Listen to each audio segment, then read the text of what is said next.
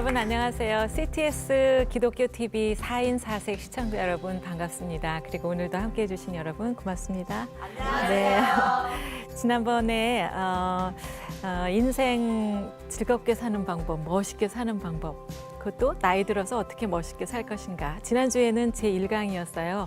나이 안아주기. 나이가 이제 나를 안아주는 거죠. 사실 저 정도 되면 인생에 불안한 게 참 많이 없어진 나이입니다. 네. 이제 좀 더 인생을 뭐라 그럴까? 더 깊이 볼 수도 있고 더 높은 데서 멀리 볼 수 있기 때문이죠. 제가 이 나이에 무슨 세상을 깜짝 놀라게 할 일을 할 것 같지 않지 않아요. 또 무슨 돈을 엄청 벌 것 같지도 않고 자식도 이제 다 커서 제가 더 이상 잔소리 할 일이 별로 없습니다. 그래서 참 이 나이가 좋구나 이런 생각을 해봤어요. 차차차를 합시다 이런 제목으로 한번 가지고 와봤는데요. 지난 시간에 그랬죠. 제가 라틴 댄스 차차차를 출지도 모른다. 그런데 사실 그게 아닙니다. 그게 아니고요. 은퇴 후에 이제 무엇을 할 것인가 이런 생각을 많이들 하시는데 그런 생각을 언제 해야 되느냐 하는 것부터 제가 말씀을 좀 드리도록 하겠습니다. 그 폴 트루니에라는 스위스의 의사이고 작가인 분이 계셨어요. 이 사람이 노년의 의미라는 책을 썼습니다. 제가 이 책을 50대 중반에 들고 다니면서 읽었더니 사람들이 저를 막 아래 위로 쳐다보는 거예요. 젊은 사람이 왜 이런 책을 읽지? 근데 저도 조금 부끄럽기도 했지만 이 책이 너무 재밌었는데 여기서 말하는 내용이 뭐냐면 은퇴 후에 무엇을 할 것인가는 은퇴 후에 생각하는 게 아니라는 거죠. 이르면 40대, 늦어도 50대에는 내가 은퇴한 60대 이후에는 무엇을 할 것인가를 미리 생각해 둬야 된다 이런 얘기였습니다. 그래서 그런 계획을 해 놓아야지만 은퇴를 하고 났을 때 당황하거나 혼돈이 없거나 이런 일이 없을 거라는 것이죠. 이제 은퇴 후에 가지는 그런 이력을 이 폴 트루니에는 제2의 이력이다 이렇게 말을 하고 있습니다. 젊어서는 돈을 벌기 위해서 막 열심히 달리고 성공하려고 달렸잖아요. 이제는 좀 속도도 좀 천천히 이렇게 여유를 갖고 가지면서 어떤 의미를 가진 그 일을 하면 좋겠는가 이런 거를 따져봐야 된다 그런 이야기를 했습니다. 그래서 지난 시간에 복습이겠습니다만 어떤 일이 좋을 것 같다고 말씀을 드렸었죠. 재미있기도 하지만 의미도 있어야 하고 그 일을 통해서 성장하는 것, 또 속해 있는 그런 공동체 중에서 미래 세대들 살려주고 지혜를 나눠주는 일들, 그런 일을 하시면 참 좋지 않겠는가 이런 생각을 우리가 한번 나눠봤었습니다. 자, 그러면 이제 차차차 합시다라는 것에 본격적인 이야기를 하겠습니다. 이 차차차라는 것은요, 이렇게 세 개의 영어 단어의 앞 글자만 딴 겁니다. 말하자면 도전이라는 챌린지, 기회라는 찬스, 그리고 변화라는 체인지, 이 세 개 단어가 아주 공교롭게도 전부 다 CHA로 시작이 됩니다. 우리가 살면서 뭐든지 도전하지 않으면 아무 일도 일어나지 않습니다. 내가 외국어를 하나 배워야 될 텐데 생각을 하죠. 아무리 생각을 많이 해도 하루 종일 생각을 해도 날마다 생각을 해도 하지 않으면 아무 변화가 일어나지 않습니다. 그러나 그 책을 딱 집어들고 이렇게 입을 열어서 그 외국어를 하기 시작하면 이미 도전은 시작이 된 거예요. 그렇게 도전을 해야만 그걸 통해서 나에게 공부할 수 있는 기회가 생기는 거죠. 그리고 그 기회를 통해서 나도 변하고 상대방도 변하고 나를 둘러싼 상황도 변하게 된다 이런 이야기입니다. 그런데 그 여러 가지 도전이 많겠습니다만 여러분들은 어떤 도전을 하고 싶으신지 모르겠어요. 제가 얼마 전에 제가 남편에게 저는 시니어 모델을 한번 해보고 싶어요. 이런 얘기를 했다가 혼이 났어요. 좀 참으십시오. 이러더라고요. 근데 사실은 저는 이제 은퇴를 하고 나면 지금 이제 대학에서 일이 끝나고 나면 왜 한 달씩 여행 가서 살아보는 거 있잖아요. 그런 거 하고 싶어요. 우리나라에도 제가 못 가본 곳이 너무너무 많고요. 또 가까운 외국이나 사람들이 잘 안 가는 그런 외국도 가서 한번 한 달씩 살면 그 지역에 원래 살았던 사람들하고 교류하고 또 사는 모습도 보고 이러면서 참 좋을 것 같다 이런 생각을 합니다. 근데 아직까지는 생각뿐이기 때문에 이제 어디론가 가는 순간에 저는 이제 도전을 하는 거죠. 네. 근데 여러 가지 그런 도전 중에서 저는 오늘 이런 도전은 어떤가 한번 여러분께 말씀을 드리고 싶습니다. 더 나은 삶을 살고 싶은가? 그렇다면 당신의 입에 말을 바꿔보십시오 하는 도전을 드리고 싶습니다. 말이요. 우리가 살아나가는데 말을 이제 전체를 100%로 봤을 때 하루에 하는 말 중에서 한 7, 80%가 부정적인 말을 한답니다. 놀랍지 않아요? 네. 나는 별로 그런 것 같지 않은데 뭐 더우면 덥다, 이 지긋지긋한 더위 언제 물러가나 이것도 사실은 부정적인 얘기라는 거죠. 당연히 세월이 가면은 그 계절이 변할 텐데 그래서 기왕이면 듣기 좋은 말을 하는 게 좋겠다. 첫 번째 말씀드리고 싶습니다. 그 심리학이나 교육학에서 보면 이런 그 효과 이야기를 합니다. 한 가지는 피그말리온 효과라는 게 있고요. 골렘 효과라는 게 있습니다. 이 피그말리온 효과라는 것은 이렇게 좋은 이야기를 하면 그 어린이나 그 학생들이 그 말대로 좋게 자라난다 하는 이야기입니다. 넌 어쩜 그렇게 잘하니? 정말 너는 커서 훌륭한 사람이 될 거야. 이렇게 말하면 그 아이는 정말 그렇게 된다는 거죠. 제가 이남이녀에 맞이고 이제 남동생들 둘이 있습니다. 우리 남동생 중에 큰 아이가 어렸을 때 굉장히 개구장이었어요. 자전거 사달라고 하다가 이제 안 사주면 막 길바닥에 눕고 그랬어요. 그런데 우리 어머니가 그 동생을 향해서 하시는 말이 너는 점점 잘하는 아이야 이렇게 말씀하셨어요. 그러니까 초등학교 1학년 때보다는 2학년, 3학년, 6학년 때 더 잘하더라. 중학교 때보다는 넌 3학년 때 더 잘하더라. 이런 얘기를 어려서부터 이제 계속 해오신 거죠. 그래서 그 땅바닥에 누워서 떼쓰고 이럴 때는 얘가 뭘 잘할까 이런 생각이 들었는데 정말 어머니 말씀대로 점점 잘하는 아이가 돼서 대학교 졸업하고 사회에 나가서는 더 멋진 활동을 하고 뭐 전 세계가 내 집인 것처럼 이렇게 다니면서 활동하는 것을 볼 수가 있었습니다. 또 한 가지 이 골렘 효과라는 거는 반대의 경우입니다. 야, 너 같은 게 뭘 하냐? 야, 꺼져라. 관둬. 이런 식으로 이렇게 인정하지 않는 이야기를 하면 아이는 그러면 그렇지 열심히 해야지 이러는 게 아니라 그래 나 같은 게 뭐 하겠어 이렇게 생각한다는 거죠. 잔인한 범죄를 저지른 그 범죄자가 한 사람 하는 이야기를 들었어요. 어렸을 때 집이 가난해서 등록금을 가지고 갈 수가 없었다고 합니다. 그날도 등록금을 가지고 가지 못하고 학교를 갔어요. 선생님이 가져왔어? 물었습니다. 못 가져왔어요. 그랬더니 이 선생님이 그러셨어요. 야, 꺼져 저리. 등록금도 안 가져온 게 무슨 공부를 한다고. 그때 이 아이의 마음속에 분노가 생겼어요. 나는 이 사회에 복수할 거야. 내가 뭘 잘못했는데 이런 생각이 들었다는 거죠. 물론 그렇게 얘기한다고 다 나쁜 사람이 되면 그것도 큰일 날 일이긴 하지만 만약에 그때 그 선생님께서 혹시라도 그래 오늘도 못 가져왔니? 할 수 없지 뭐. 그래 너 잘못은 아니야. 이리 와서 열심히 공부하자. 너는 커서 공부 잘해서 훌륭한 사람 돼. 그리고 돈 많이 벌어서 너 같은 아이들 좀 도와줘라. 이렇게 말씀하셨다면 그 아이가 얼마나 고마웠을까요? 네, 그런 생각이 듭니다. 이렇게 골렘 효과라는 것은 나쁘게 말하면 말할수록 점점 아이들은 나쁘게 될 수밖에 없다. 이런 이야기입니다. 굉장히 위험한 얘기죠. 자, 그러면 어떻게 그런 말을 잘해야 될까요? 네. 잘 들어야 돼요. 잘 들어야 됩니다. 저는 여기다가 그 경청에다가 힘역자를 써서 경청력이라고 이렇게 부르고 있는데요.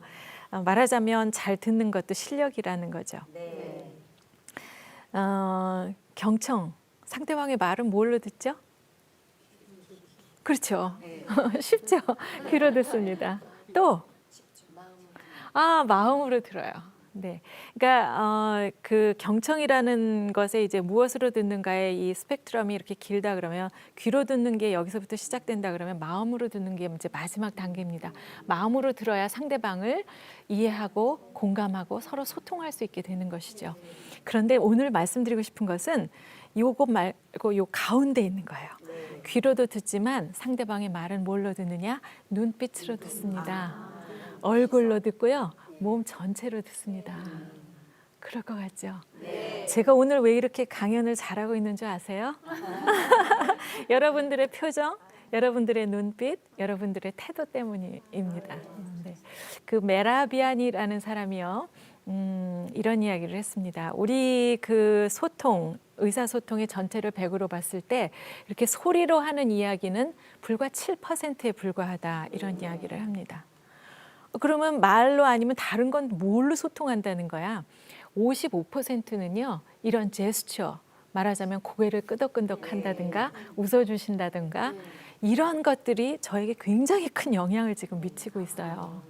그다음에 이제 그중에 38%는 유사 언어라 그래가지고 뭐 말의 크기와 작기 또 인터네이션 이런 거 그런 것이 차지한다는 거죠. 예를 들어 이제 글자로 치면 잘했어라는 석자가 있어요. 아이가 100점을 받아왔어요. 어떻게 합니까? 엄마는 엄지손을 올리면서 잘했어 이렇게 하죠. 그러죠. 그런데 만약에 시험을 봤는데 어저께 공부하라 했는데 공부 안 하고 게임만 하다가 50점 받아왔어요. 그럴 때 엄마는 아래 위로 훑어요. 그리고 어떻게 말합니까? 잘했어. 괄호 열고 너 공부하라 그랬더니 게임만 하고 하더니 그럴 줄 알았다. 그러니까 똑같은 잘했어라는 세 글자이지만 그걸로 이렇게 발음을 한다고 그래서 그걸로 다 의사소통이 되는 게 아니죠. 잘했어와 잘했어. 이거는 완전히 다른 거라는 거예요. 그래서 우리의 그 의사소통은요, 이렇게 굉장히 아주 그 우리가 생각한 것보다 더 넓고 여러 가지 그 요소들을 많이 갖추고 있습니다. 그래서 이 경청은 결국 우리의 의사소통 중에서 굉장히 많은 부분을 차지하는 거예요. 제가 여러분들의 이런 좋은 그 반응이 없었다면 오늘 준비해오는 거를 잘 하지 못했을 것 같은 그런 생각이 듭니다. 그럼 경청을 한 다음에는 이제 말을 해야 되겠죠? 바로 홀리 스피치를 하는 겁니다. 홀리 스피치, 경건한 말하기. 다시 말하면 하나님은 우리를 그 하나님의 형상대로 만들어 주셨잖아요. 그래서 말하는 것도 하나님처럼 경건하게 말하기를 원하셨습니다. 그래서 저는 제가 이런 책을 쓰면서 홀리 스피치라고 이것을 명명했습니다. 말을 왜 잘해야 될까요, 여러분? 말은 중요하기 때문에 잘해야 합니다. 제가 그동안 들었던 많은 말 중에서요. 어떻게 아나운서가 되셨어요? 하는 이야기를 참 많이 들었어요. 고등학교 때였습니다. 국어 선생님이 한 분 계셨는데 굉장히 무서운 분이셨는데요. 어느 날 신은경 나와 그러셨어요. 여자분이셨어요. 근데 저는 이제 뭐 야단 맞는 줄 알았죠. 그랬더니 교과서 가지고 나오라고 하시더라고요. 그리고 책을 읽어보라고 하셨습니다. 그 많은 친구들 앞에서 제가 책을 읽었어요. 선생님께서 제가 책 읽는 것을 이렇게 보시더니 됐어요 하시면서 몸을 돌려 친구들에게 이렇게 말씀하셨습니다. 여러분 어때요? 정말 듣기 좋지요? 이렇게 말씀하시는 거예요. 저 혼자 있을 때 칭찬해 주셔도 너무나 좋았을 텐데 그 많은 친구들 앞에서 잘 읽는다고 목소리 좋다고 칭찬을 해주셨어요. 저는 그 다음 날로 제가 다니던 진명여고의 공식 아나운서가 됐습니다. 그리고 그 선생님의 말씀 한마디가 신은경 너 아나운서 한번 해봐라 잘하겠다. 그 말씀이 오늘의 저를 있게 한 거죠. 네. 이렇게 말이라는 것이 너무 커다란 영향을 미쳐요. 더 중요한 사실은요. 하나님이 들으시기 때문입니다. 하나님께서는 민수기 14장 28절에 이렇게 말씀하셨어요. 너희 말이 내 귀에 들린 대로 내가 너희에게 행하리니 그러셨어요. 그 애굽에서 노예 생활하다가 나온 이스라엘 백성들이 불평하고 불만하고 막 짜증내고 믿음이 없는 말을 많이 하자. 하나님께서는 참다 뭐라 그러셨습니까? 너희 말이 내 귀에 들린 대로 내가 너희에게 행하겠다. 너희들 배고프다고 불평했지, 목마르다고 또 불평했지, 못 들어간다고 부정적인 얘기했지, 가나안 땅에 못 들어간다고요. 그래서 너희들 들어가지 마 그러셨던 거예요. 이런 걸 생각해 보면 이 말이 굉장히 중요하구나, 무서운 거로구나. 살아계신 하나님께서 오늘 이 시간에도 살아계셔서 역사하시는 것을 믿으시기 바랍니다. 자녀들에게 함부로 말씀하지 마세요. 야, 너처럼 해가지고 게임만 하다가는 너 대학 못 들어가 이렇게 하시다가는 하나님께서 그럼 이 집사 너희 아들 대학 보내지 말을까? 그러신다고요. 그렇게 말하면 안 돼요. 아무리 쟤는 좋은 말하면 못 들어요 이렇게 생각되더라도 좋게 말씀하셔야죠. 네. 그러면 어떤 말은 하면 안 되고 어떤 말을 하면 좋을까요? 여기 나와 있어요. 하면 안 되는 말, 불평, 불만, 비난, 비판, 부정적인 말, 자기 비하 이런 말들입니다. 아까 잠깐 그 이스라엘 백성들이 애굽에서 이제 노예 생활에서 나왔잖아요. 모세 선생님하고. 그때 이 사람들 입에서는 온통 이런 말들이 쏟아져 나왔습니다. 뭐 목말라 미치겠다. 배고파 죽겠다. 또 어떤 사람은 고기가 먹고 싶다고 하면서 이렇게 말했습니다. 차라리 노예 생활할 때가 좋았다. 그때는 고기도 먹었다. 그러면 당신 노예 생활로 도로 돌아갈래? 라고 묻는다면 어떻게 말하겠어요? 아이, 말이 그렇다는 거죠. 그냥 고기가 먹고 싶다 그런 얘기죠. 그러나 그럼에도 불구하고 그렇게 말하는 거 싫어하셨어요. 모세 선생님을 향해서 막 비난, 비판을 합니다. 당신이 말이야 우리를 광야에서 죽이려고 여기까지 데리고 나왔습니까? 이렇게 물어요.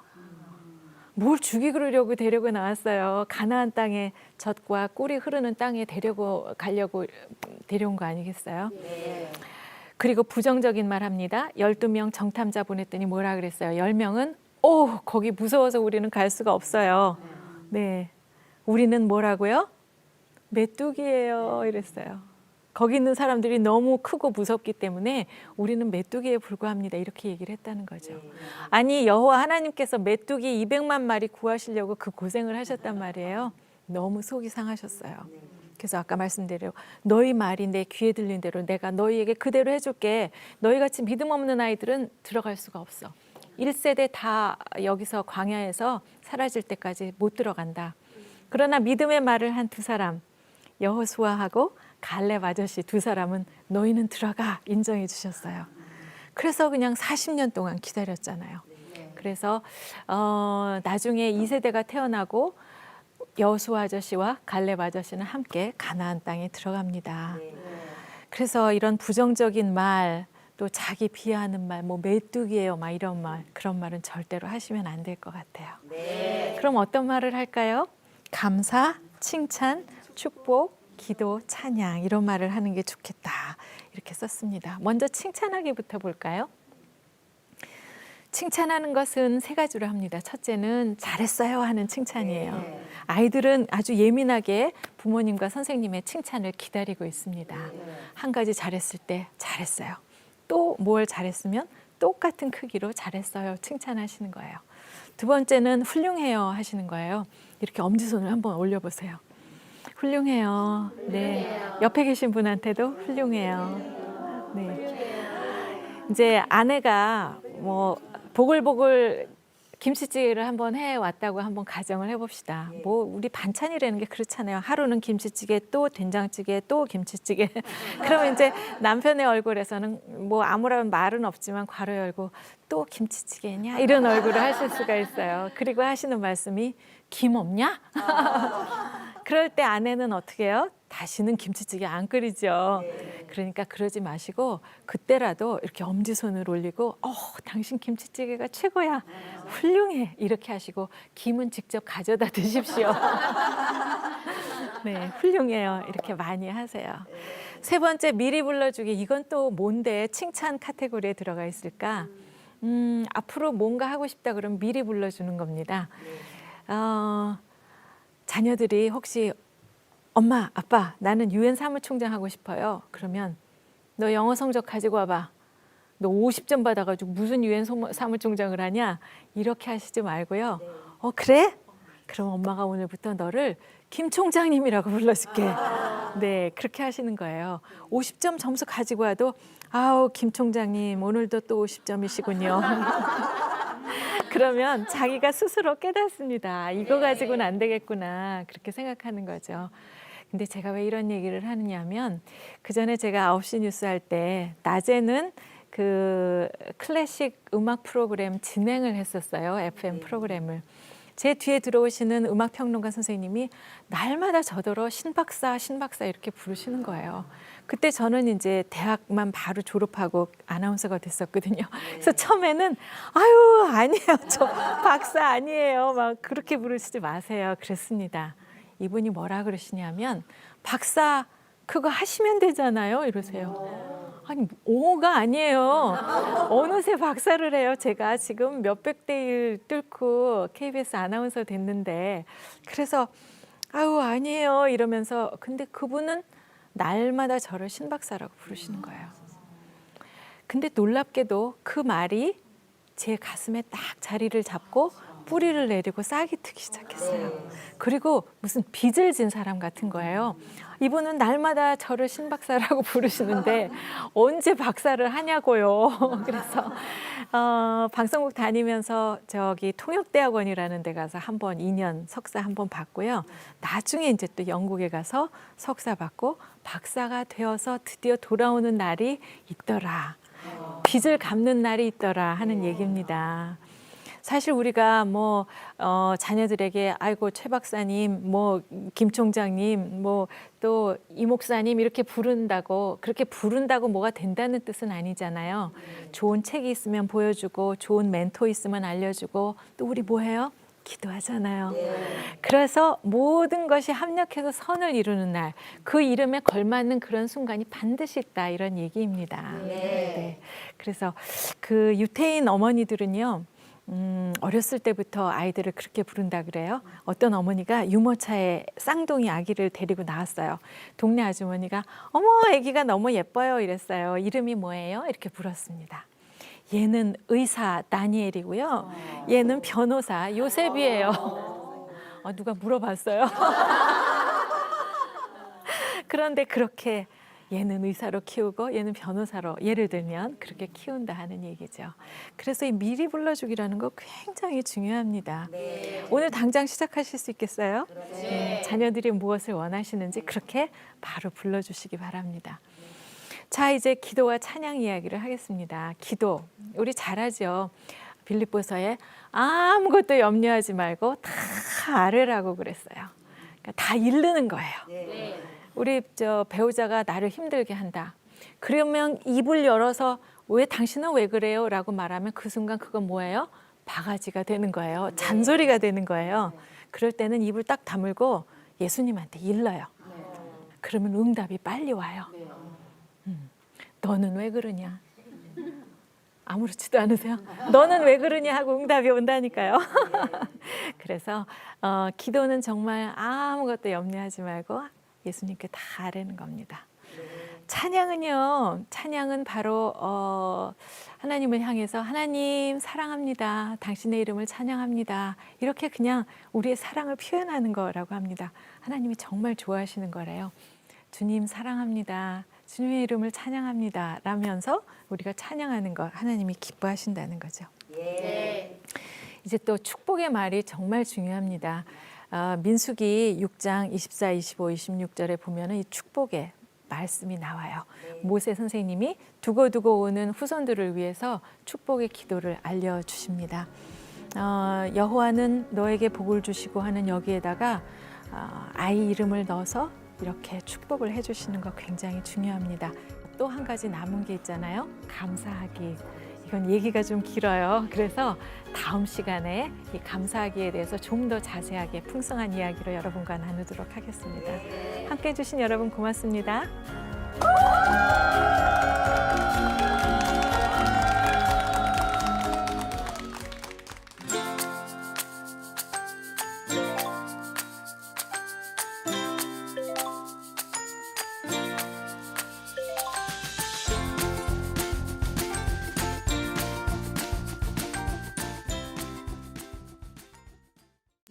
이 프로그램은 CTS 방송가족의 사랑과 후원으로 제작되었습니다. 후원 전화 02-6333-1003번, ARS 060-808-1004번으로 전화 주세요.